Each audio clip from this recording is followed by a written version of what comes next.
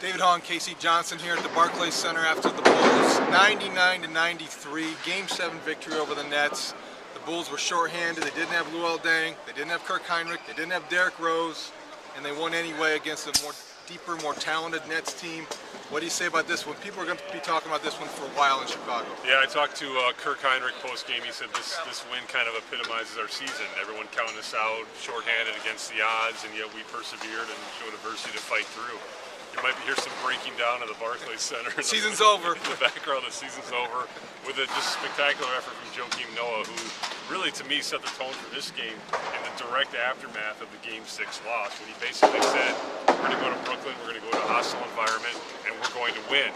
And then he went out and backed up his words with incredible actions. 24 points, 14 rebounds, 6 block shots. You know, Noah backed it up in a way that people will be talking about for years. This will be the Joakim Noah game. He guaranteed it. The Bulls backed him up. Tom Thibodeau, I thought, before the game also set a good tone.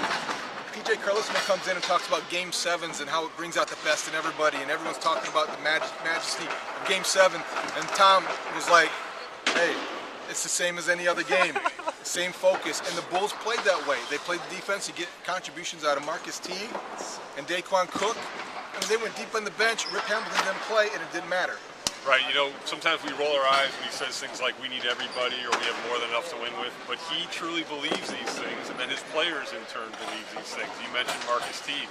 Who would have thought that guy would be playing 14.5 minutes, not only delivering a key first half run in which the Bulls played lights out, but also playing critical fourth quarter minutes. So they really got a lot of production from a lot of different people on the roster. First half was incredible. 17-point lead, shoot 55%. That's where this game was won, and they hung on in the second half. The Nets looked scared, and the Bulls looked motivated. I think Nate Robinson talked afterwards that Charles Barkley and Shaq counted him out like a lot of people. That's it for this, and they used whatever they could as fuel, and that's what this Bulls team does.